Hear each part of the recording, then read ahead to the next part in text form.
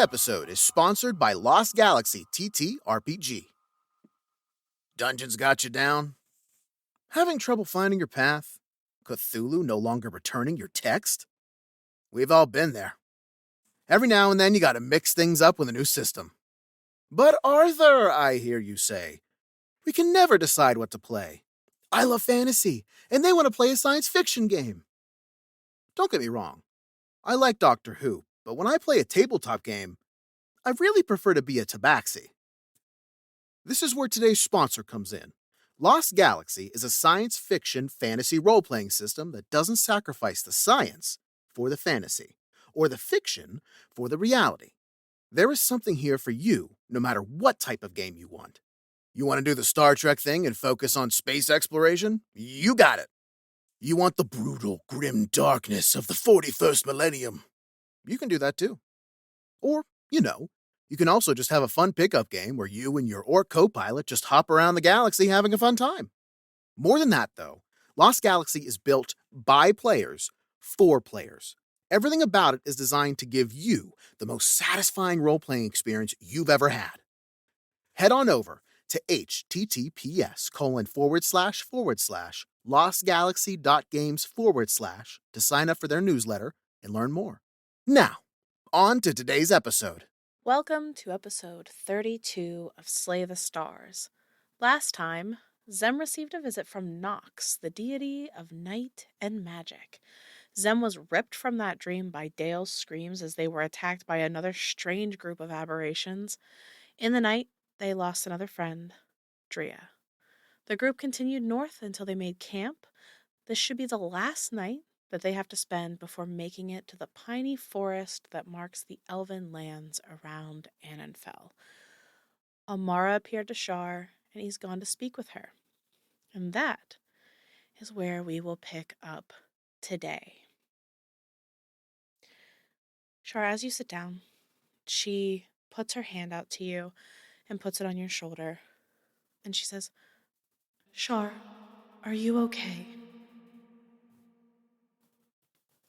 Just the entirety of the last, at this point, week? Give or take, because of the time skips? Yeah, it's been maybe even a little over a week with all the time skipping. Week and a half-ish. Yeah.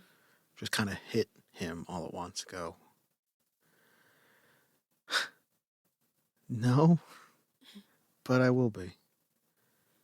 You know that usually I need you, but it seems like you need me this time. No. It's, I'm sorry, Shar, about everything. I'm sorry that these things are here, and I'm sorry that I've been distant, and I'm sorry that this will probably be the last time we speak for some time. What do you mean? Wait, no. What do you mean? I don't even know where to begin, honestly. These things, they're not going to stop coming. They know that you're here, and my being here in any small way could just draw more, and because of this stupid pact we made, I can't even do anything. Wait, what? You know what they are? I don't know what they're called, but I've never seen them before, but I've heard stories. We've all heard stories. You have your monsters, and we have ours. How is that possible? I tried to tell you, Shar. Just because I have a lot of power doesn't mean that I'm all powerful. There are things out there that are beyond me, and these are not. But what's coming is. What are the stories? Sure, why do you think their eyes glow when they see you? Magic, probably. That'd be my guess. Sure, but your friend over there, the goblin, they have plenty of magic on them, and they didn't glow when they saw them. But that, as far as I know, Dale can't use magic. Certainly, but when those things first scanned you, it wasn't because you used magic. They can sense something about you. Have you ever wondered why you feel so lost? Why nothing seems to fit? Why you worked so hard at music, at becoming a monk, at all these things, and yet for some reason, nothing felt right? Why was it that the moment I awakened this spark within you, you were casting magic that the mages at Stellium take years to understand and many never do? Um, I don't.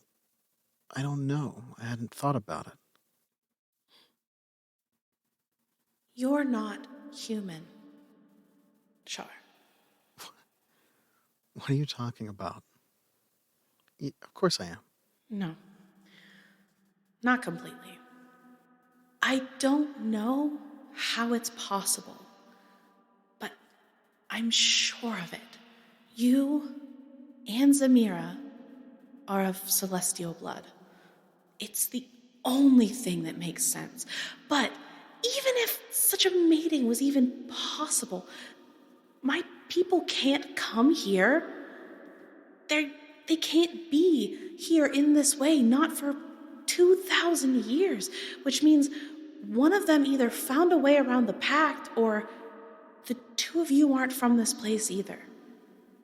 I don't have any answers beyond this, and I'm scared to keep digging because I don't know what the others like me will do when they know of you and Zamira. Okay. I'm concerned. If this is what the people who seek you know, then I don't know what they want from you. My parents seem to know you. Yeah. Why is that? Your parents may know more about this than I do. When you were young and you needed guidance and you were lost and they didn't know how to handle it, they brought you. They brought you to the temple, the very one that you ended up working at later. And they asked for guidance from any of us who would listen. And unlike the rest of the people like me, I never abandoned this place. How long have you been known me? A long time. Maybe, I don't know, 15 years? It doesn't. I don't understand how I can't be human. Sure, I believe that your parents love you more than anything in the whole world, but I don't think they're your parents. What, you think they just found me somewhere? No, I think that. I think a bargain was made. What kind of bargain? I'm not sure. But when your parents asked for help, the way they worded it was like that they'd been given a gift and they needed help with you. And I don't know. I don't know what happened. When you said you won't be able to contact me for a while. It's because you attract the whatever the hell they are. Right? The chaos in your world, the chaos in all the planes attached to this celestial hub, this is not a coincidence. This is what these things do. First, it's just small things. Things go awry. Wars break out. Misunderstandings turn into bigger things, and then the scouts come. And they start to destroy the small pockets of people and resistances that could stand up to these things, and especially anybody with celestial blood. Because they feed on us, Shar. They feed on us and our ability to affect the weave. And unfortunately for you and Zamira, you might be the only two people with celestial blood in this world.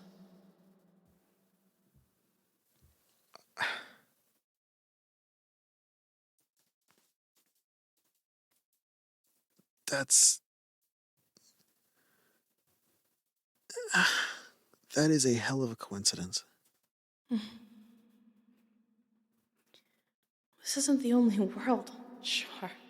If you could see what was happening in some of the other places here, there is a chance that the others like me will flee. Entirely. Leave. For other worlds, other hubs, new creations, just to escape whatever's coming. Who would leave? Many of them. My question is, what's drawn this here? This is not a large creation. We are not a huge hub in the grand scheme of everything. We're so small. Something has brought this here. So then, aside from you, who would stay? Maybe no one.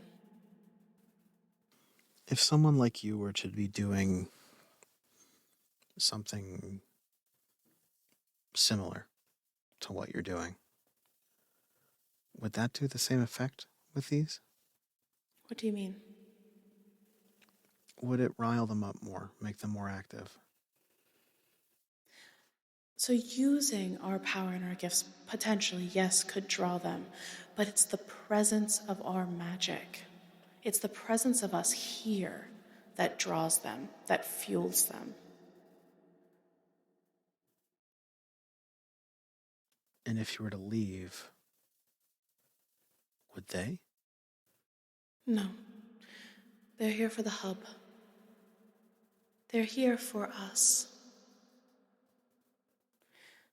We can't be the only two people on this plane On this plane, on Vela. to be able to stop this. No, certainly not. The two of you could not stand up to this no more than I could stand up to it by myself. But unless we unite people here on this plane and the other planes attached to this hub, then we stand no chance.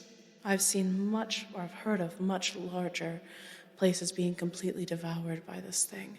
As I said, these are just scouts.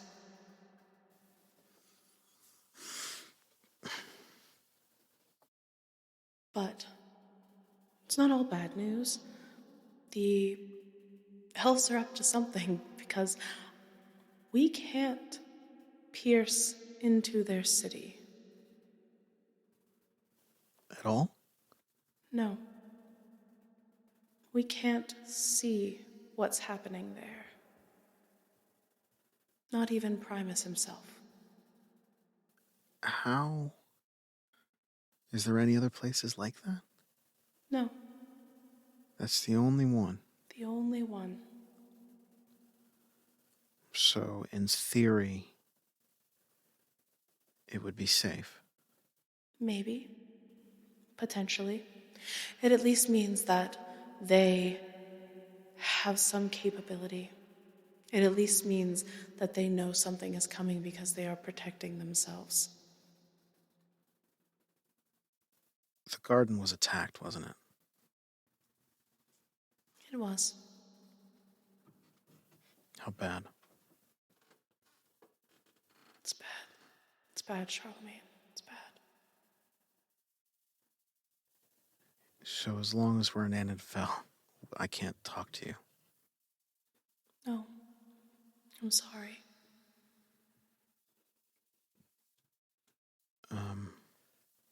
He's alive. Good. Yeah. How much worse is this gonna get? It's gonna be bad. The orcs were traveling south. They had something with them. Is that what these are? I don't know. I don't think so. It wouldn't be. These don't operate in that way. They serve one purpose, which is to sow chaos and eradicate those with a celestial spark. If you were to find any other celestial sparks here, then they might be going after them as well. Potentially, yes. If they found them. Do you think there's going to be more in Annenfell? Maybe. It's possible. I think that if we can find a way to stop this here, unite the people here, we might have a chance. But if Vela falls, the direction towards the hub will be complete. They'll siphon the energy from this entire place and it will be nothing. Cold and dead. I don't. I was so sure when we left. I didn't think it would be like this. I would say it's going to be okay, but that doesn't seem true. So instead, I'm going to say that all hope is not lost. We have a chance, but we need to be very careful in what steps we take next. What should those be?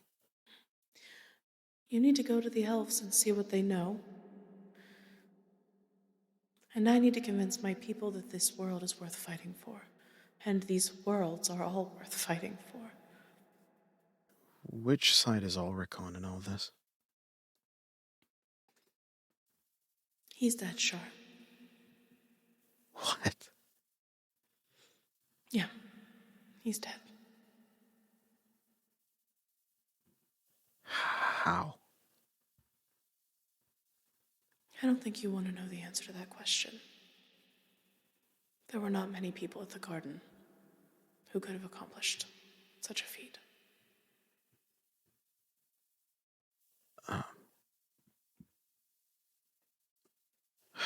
After the elves, where should we go? I don't know. I don't know what you're going to find there. What's Primus doing in all this? Nothing. They've made no stance known. They've made no decision. You have to understand, Primus is barely a sentient being. They're only obsessed with maintaining a balance, convincing them to dip their toe into any of this is incredibly difficult. It's only been the past few days that we've even had any inkling of what's happening down here. So far, it seems that Vela is the only plane on our hub that's been affected, but the others are probably not far behind. Sure, it's gonna. I don't know if it's gonna work. Just touch her on the shoulder. I appreciate all you've done and all you're gonna continue to do through all this. Of course. And this might be the last conversation for a while, but I'm gonna miss it. I'm gonna miss it too. I'm just gonna stand up, but when he does, He's going to hesitate a bit. Which side was he on, Amara? It's not as easy as that, Shar. Please. He did what he had to do to survive. But he was not on the right side. Thanks. Of course. He's just going to start walking away. And Shar, you're used to her just sort of like disappearing very rapidly and you'd be like, oh, gone. But this time, when you get back to the camp area and you turn around, she's still standing there for a moment, watching you go. And then you actually watch her just sort of fade away.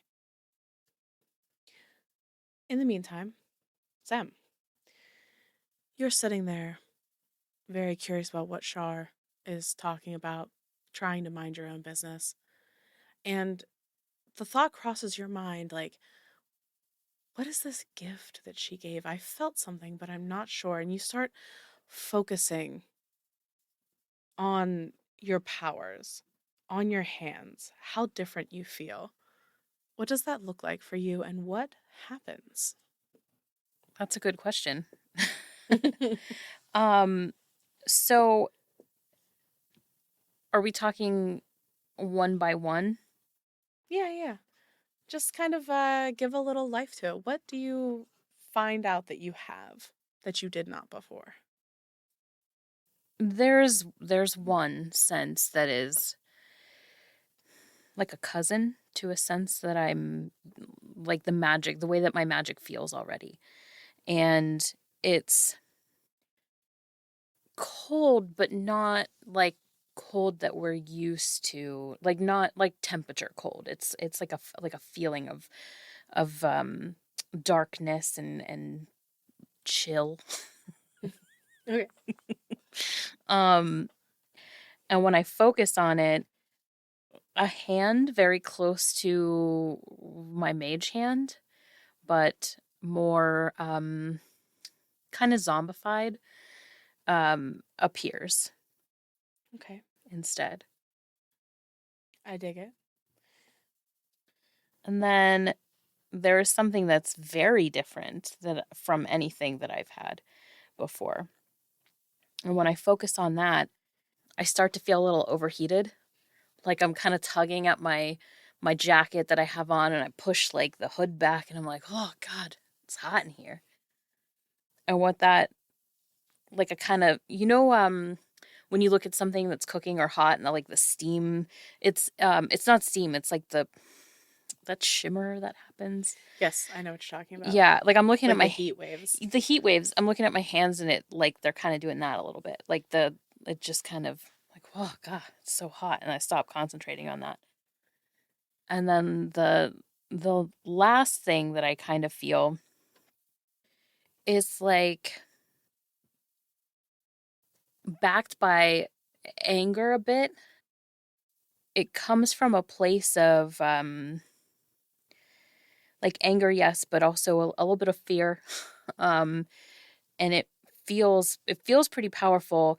And I just can kind of like the hair on the back of my neck stands up, and it just feels like I hear like a dull roar, like like a train sort of thing in the back, like in the back of my head. That's like the vibe that I get from that. And I focus on it and I focus on it, and I sort of, nothing's in front of me, no one's in front of me, and I just kind of like push my hands out. And I'm gonna cast it, just, Okay. and that is actually very loud.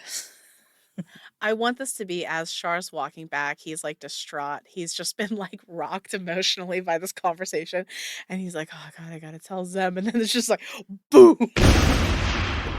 Yeah, and you hear like really loud thunder, and it just like force out from me, and then I just it immediate like all of it immediately goes away, and I'm like, okay, that's new.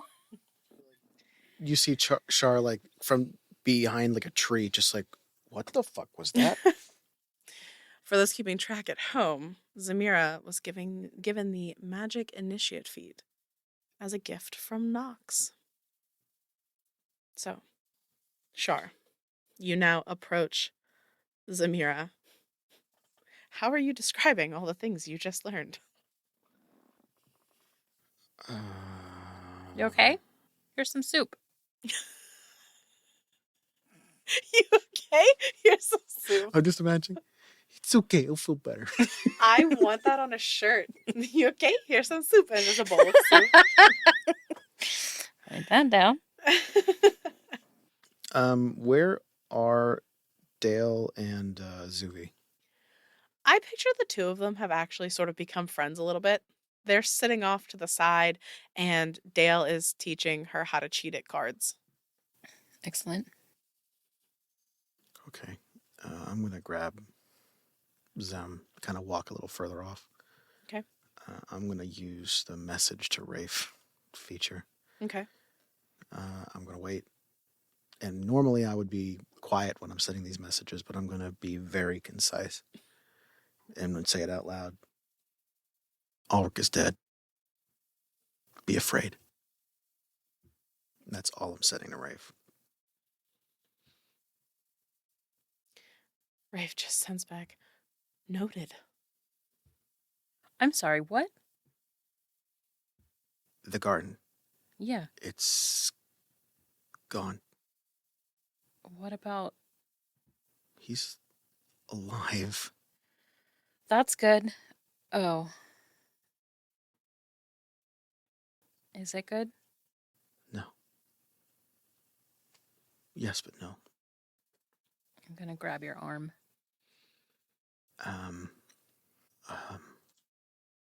Sam, there's a reason those things are targeting us right now. Those blob pieces of shit. Yeah, I mean, I kind of figured. They were chasing us with the... Yeah. Through the pass.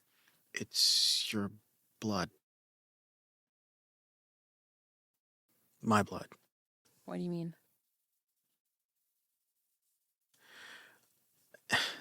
The circumstances I'm not real clear on. I didn't get a lot of clarity. Zem, we have Magic that others don't? Yeah, I mean, I know. celestial blood. Like, ooh, we're from the stars. This is Zem's actual reaction, like laughing. No, it's... Okay. Yeah. And then I look at your face. Wait, what do you mean? Sam, I don't know how or why or when. We have... Those creatures are looking for something specifically. And the thing that they're looking for is our blood. What our lineage is. In a sense. This doesn't make sense. Shar's just gonna kneel down and kind of slide down the tree, just into a pile of snow. No, it doesn't. I'm gonna pace in front of you. Is this what Amara is telling you? How'd you...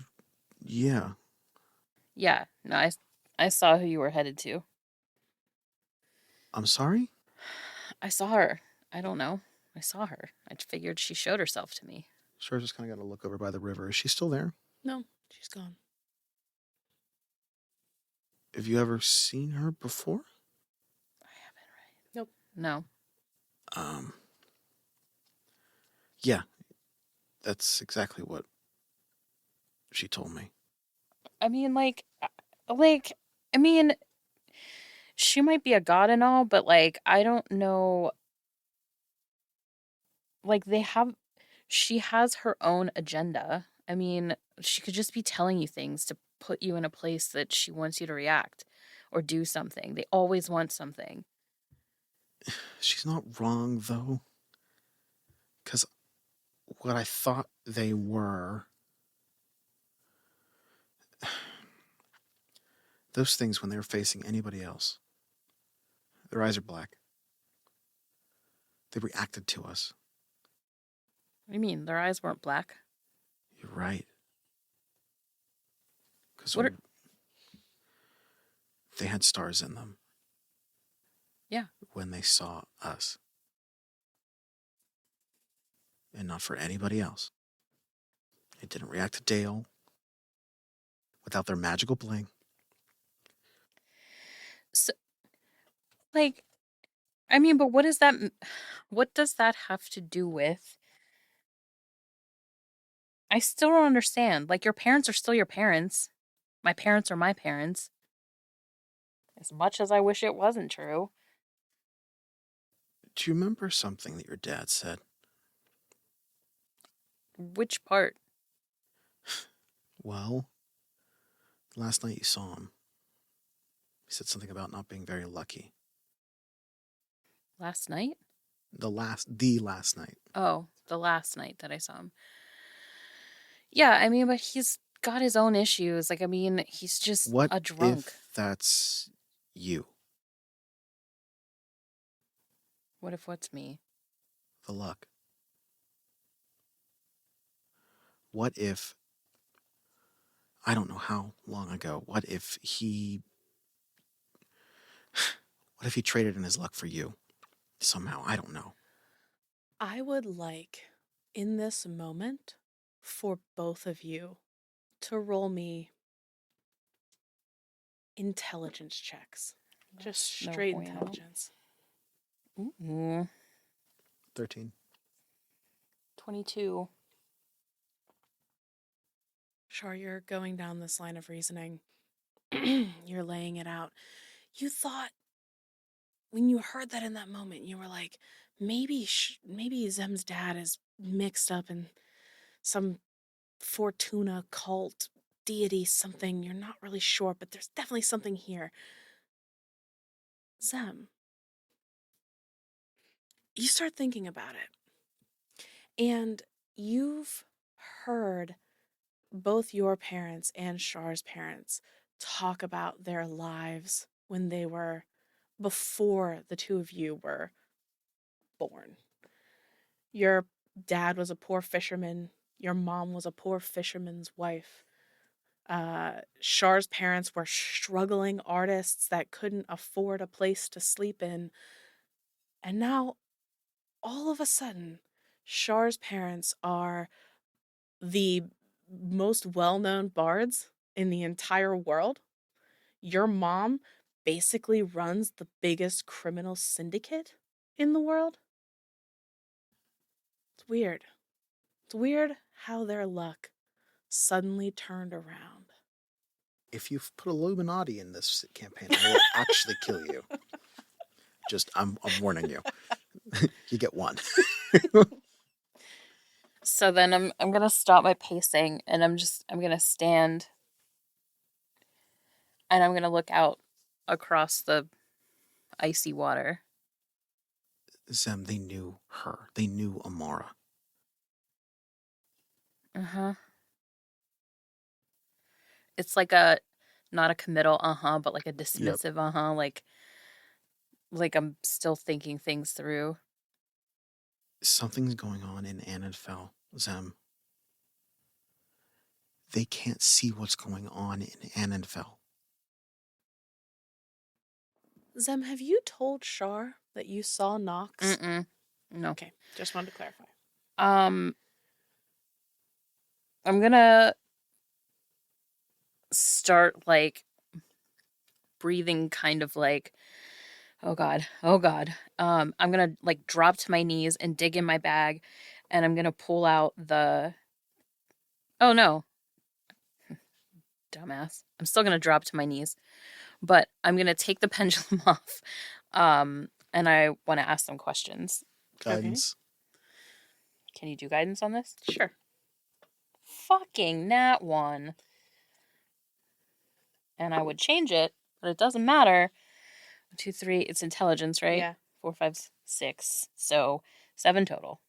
Is that one question? Zem, I don't think it's no questions. yeah. Zem, what's the first question you would ask? About my blood. Is it true about my blood? All right. You are holding the pendulum and you're saying, "Is it true about my blood?" And it's just straight down pointing at the snow, not moving. And you're getting frustrated and you're screaming and you're screaming and you're screaming and it's not responding because you're not focused and this isn't working. I'm not screaming no words. I'm screaming the words. Like I'm Yeah, yeah. screaming the question. Yeah, yeah. And then I'm going to scream for real. And then I'm going to let it drop in the snow. And then I'm just going to sit there. Like kind of sort of hyperventilating. Char's just going to kneel down next to her. Just slowly try to keep breathing normal. Try to keep her from hyperventilating if he can. Nothing too forceful, but enough. I'm sorry. For what? You didn't do anything. I didn't mean to scare you to that extent. I just don't know what. This is too much. This is too much to ask of us. This is too much to put on our shoulders. What can we do? Char's going to pick up the pendant necklace. I don't know what you want me to call it. Pendulum. He's going to put it around your neck. It's still our choice, Zem. No one else's. Okay? Mm-hmm. We were sent up here because they might know something about a magic item.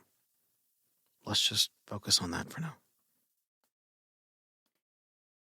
And let's make sure we get our shit back from Dale, because I know they took something. Fucking Dale. I need to tell you something too. Okay. He's going to try to get you to stand up. Make sure you're calm. So I had a dream. It was different. It wasn't terrifying. That sounds good. I think I could see Amara because of this dream.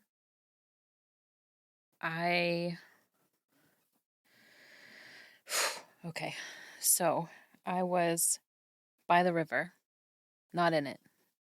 Okay, so you were in the river. No, I was by the river. By the river. Not in the river. Okay. And I felt calm. And then I could hear singing. And I followed the voice. And there was a woman there. And I understood what she was singing. And she was singing about being homesick and magic. And when she noticed me, she called me over and she knew me. And she had me sit beside her and we talked for a while. And she told me her name. Char, it was Nox. Like goddess of magic, Nox? And I know that it was truly her. And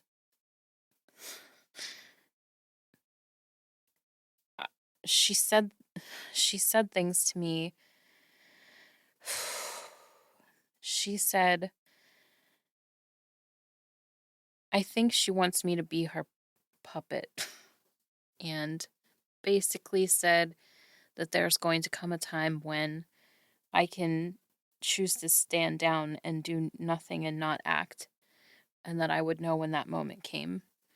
And then she gave me gifts to know that she was serious. And she said she could give me all the power and all of the magic that I could ever dream for. That's where that thing came from. Is that what you want? Magic and power? Yeah. I love magic. I love the feeling that it gives me to imagine creating and destroying and all of the above and everything in between, to imagine doing it and then successfully completing it. I mean, there's a thrill like no other. You have to know what I mean. But power?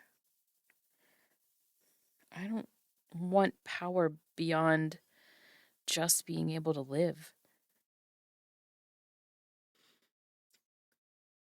Zem, how truthful do you think you are in that statement? Fitty fitty. You know what? Don't answer. Roll me an insight check, Shar. 8. Don't answer that question. Let it float there in the ether. Let Shar glean from it what he will. I rolled a 2. Yeah.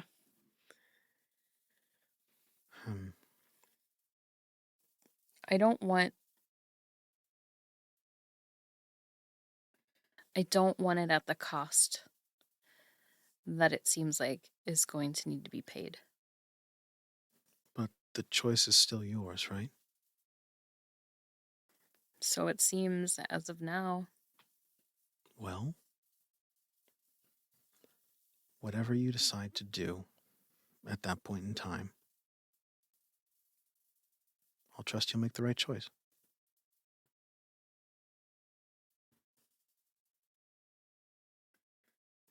Just Okay? nod. Okay. I appreciate your confidence, but I'm not sure that I am. I don't know that I trust me as much as you seem to. Well, then why don't you put your trust in me, then? Believe in the me that believes in you. I'll try. I'll try. So you're both having this moment in the woods. Existential crisis to the extreme. And you're trying to figure out what to do next, and you're very overwhelmed with emotions. Both of you are crying a little bit. And then Dale comes walking over and is like, "Hey, I don't want to break anything up. It seems like you are sharing a moment, but if we're going to get to Annenfell, we need to, sleep or something." Yeah, you're right. We can, I heard there was soup. There is. It's really good this time too. Come on. The soup is not good at all. I heard there was soup. Yeah, it's good. It's warm. It's great. It's great, warm. Dale. It is warm. It is warm soup. But the fish that they caught from the lake were not the good eaten kind of fish. It just kind of tastes like muddy, dirty. There's definitely some dirt in it, Is that a catfish? Mm-hmm. Yeah. I told him you love fish. I did. I made it special for you. I did. I tossed in some of those red berries I found. I thought you liked them. I told them you liked fish. I did. Before this. Char, roll me a Constitution save. Why is it so sticky and chewy? 7. Okay, you're gonna have some diarrhea tonight. Yep, that's on brand. But I love that that's where you went after everything that you could have been like, you're poisoned for 24 hours. No. Yeah, that's fine. No. Nope, diarrhea. Just a little diarrhea tonight. Yeah. But is there anything else y'all wanted to do tonight before you get some sleep? All right. Are you going to do it? Are you going to send the message? I am going to send a message. I want this one to heavily feel like I've been crying. Okay. I want to hear the dramatic reading. Well, so Well. no, here's the thing. She would, like, when she sends the message, she's going to try to seem like she wasn't crying. So I just want it understood that Okay. she was. Yes. But also, she's dry to the point. There's no flirtation. There's no, like, playfulness at all. So the message says, "We'll arrive in Annenfeld tomorrow, damaged in more ways than one.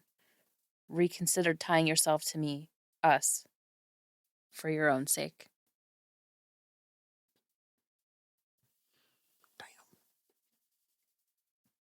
He responds back, "I don't know what's happened. But when I find out who made you feel this way, I'm going to burn them all." It was me. Oh no. God damn. Char gets a shiver. What is happening?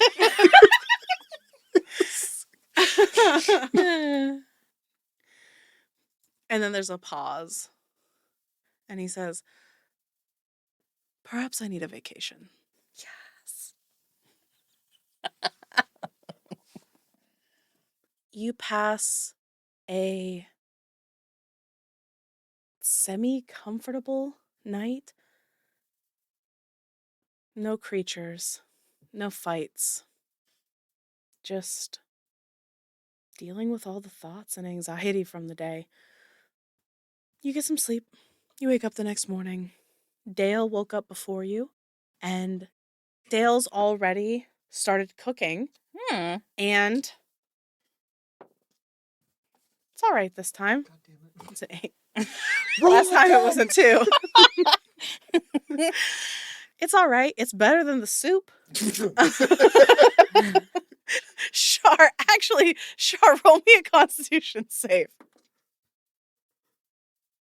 Dirty 20. Okay, you had some diarrhea last night, but you still managed to get your rest. No exhaustion. So official long rest? Official long rest. Do I get to recover my level 1 exhaustion? Yes. But Dale has gone out and foraged some little bird eggs that they found. They're cooking them up. They took a stone that they're heating up on a little tiny fire, even though you told them no fires. They're frying some eggs. And there's more of that dirty fish there that they've chopped up and mixed into the eggs. So it's, it's not great, but it's much better than the soup. The eggs was enough protein. Where were the eggs? He's like, "Oh, I found them. I went foraging this morning." Char just kind of looks around. Where the fuck were their eggs? The trees over there. Just points, Thanks, Dale. Yeah, you're welcome. I'm going to roll portents. 9 and 5. All right. So, you pack up your things, you get in your cart, you continue on down the road. We're going to move ahead a little bit here because this episode's getting long. Eventually, you get to the outskirts of... So, once you get high up in these mountains, the trees were very sparse, but as you've come back down into the valley where Annenfell actually sits, you get into more trees until you hit the bottom of that valley, and it's just tall, thin pine trees, white bark, dark green needles. Very striking. And it seems that at this point, all the trees become the same. Very monoculture here. Zem, roll me an Arcana check. With relish. No.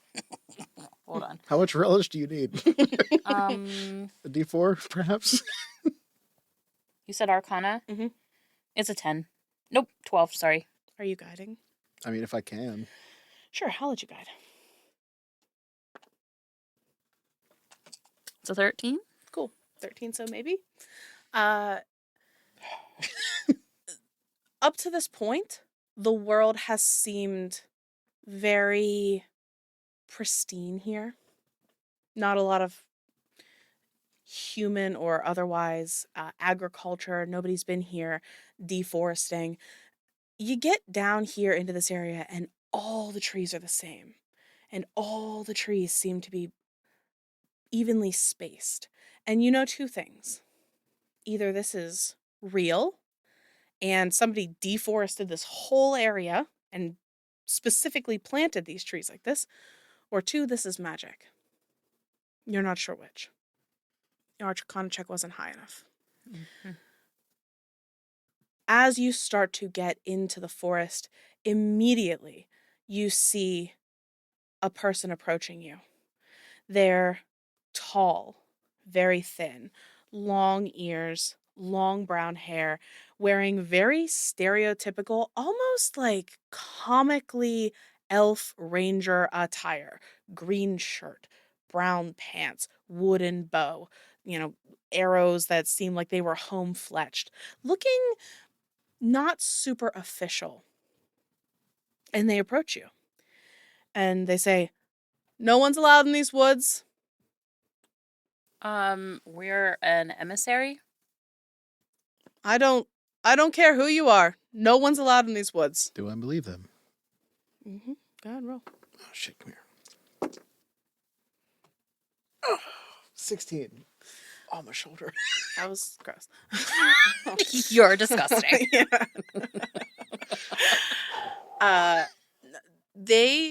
This person is being very forceful. No one is allowed in these woods. By order of the elves, by King Andir, no one is allowed in these woods. Turn your cart around and leave. Listen, elf. I'm not turning this card around. I am not leaving. I will be going into the city. You are not welcome in the city. We've had enough trouble with outsiders. Turn around. Go back to wherever you came from. And you are not welcome in my presence right now, and yet here you are. Shar, are you stopping Zamira on this warpath or letting her dig this hole? I like to imagine that Char is the one that's just kind of like talking to him in person, like he stepped down from the cart, and Sam was just on the cart, like, "I will burn you alive." And Char's just like, "Typical Monday." We've had a very long journey. We come bearing notes that we're supposed to give to certain people. Why are we not allowed in the city, and why would they not have informed us beforehand? There have been plenty messages sent to the various kingdoms, various bureaucracies out there, saying that we are not accepting outside visitors. There's been trouble in Annenfell. We ask for your understanding, and we ask for you to turn your cart around and go home. And what were to happen if you were to arrest us? Would we be in Annenfell at that point? No. Where perhaps would we be? I will not be arresting you. Char's going to be scanning the surrounding area to see who's all there. This is not an arrest situation. Feel free to roll your perception check. Oh, fuck you, 26. There. Rude. You glance around, and this is a sniper situation. You see at least a half dozen other people, arrows knocked, in trees, around you. How many total? So you see about a half dozen, so including this person's 7, but if there's a half dozen, you guess there's probably more. He's going to get closer and not threatening at all. Just kind of like a whisper. I think you should tell your aide to stand down now. We mean no harm, but we will still bring it to you. We are here transporting. If you'd like to take the cart, that's fine, but we're going to Annenfell. They lean forward and they say, "You found 8? That's better than most outsiders. You will not be coming into Annenfell unless you can prove to me that you have some world changing reason to come in. Ulrich is dead. I don't know who you're talking about. Yes, you do. No, I Ulrich is don't. dead. I don't know anybody named Ulrich. The garden has fallen, and we're here investigating an item. They're delivering. You know the item. What item? An orb. Yeah. How do you know of this? Harm. Why don't you take us inside and we can discuss it further? No. Why don't you tell me how you know of this before I shoot you dead where you stand? Because at that point, that removes your leverage, doesn't it? Well, there are 4 of you. I only need to take 1 into the city. How many of us actually know, I wonder? I don't know. Are you willing to take that chance? Well, it seems you know. I do. I could get rid of the other 3. I'm waiting for the fire path here. Good luck. Good luck.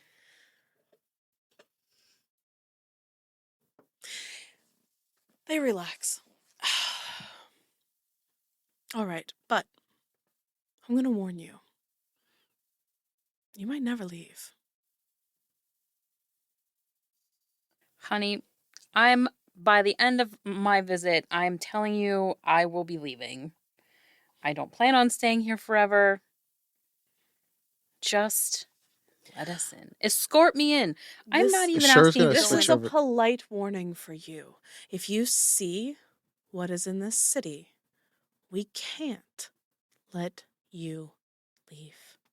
Sure is going to switch over to Elvish. We know what you've done in concordance with blocking out who can see into the city. We're here for answers and deliver messages. And if we are not allowed to leave, then that's a cost we're willing to pay.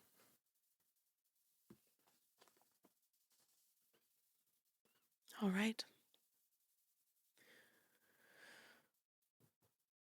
Let's go then. Shar's just like, fucking holy shit. Just like full relax. Get in the cart. I'll drive. All right. So, Shar, you get in the back of the cart. The 4 of you are seated there now. And he hollers back, "My name's Toriel." Yes, Turiel. He clicks the reins, and the horses seem to respond immediately to him. Much better than they've ever listened to you, Shar. I need you to quiet down. Just shush. And you start proceeding into the trees. And you begin to notice a few things. First is that the air begins to feel warmer. At first, you think it's because you're finally in this valley that's sort of guarded by the mountains to one side, or maybe the trees are acting as some sort of windbreak. But as you continue on, it becomes clear that it's actually just getting warmer. So warm, in fact, that after a bit, you feel the need to take your coats off. The forest around you shifts dramatically from this piney northern forest to a lush, vibrant scape full of flowers and greenery and life. Eventually, you start to hear the sounds of a city beyond. Big. It reminds you a little bit of being home in Saltspire. Lots of people talking, lots of things moving around. You start to see buildings peeking above the trees that you didn't notice before, and these are still very tall trees. And Shar, you, with your passive perception, would notice that Turiel is not wearing the clothes that Turiel was wearing when you were just speaking to them. Seeming kind of thing. Yeah. Instead, he's wearing these well-made leather clothes, still armored, but stylish, expensive, dark, flowing tunic underneath. The bow that he's carrying looks to be made of this very dark color wood, and in the light around you, it's giving off this interesting shimmery glow that's this like blue color. Eventually, you break the tree line and you see this city that expands out away from you in this sprawling metropolis. You heard stories about elves living in tree houses and, thatch huts and being one with nature. And these aren't that. These buildings are made some out of wood, but some out of metal and some stone material that you've never seen before. And in the center of town, you see that an area has been cleared and there's a huge dock with scaffolding and everything that's built there. And sitting atop is a ship in the middle of the forest. And that is where we're going to end this episode and this cour. Happy holidays, everybody. Happy holidays. Happy end of cour 2. This is wild. We'll see you in January. Happy Hanukkah, Christmas, Kwanzaa. We love you all. Bye. Bye.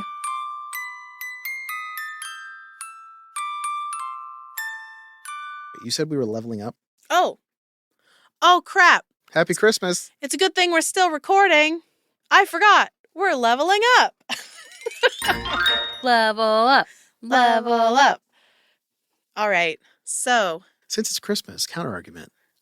Dos Diablos? No. Fuck your Christmas. You're on the naughty list.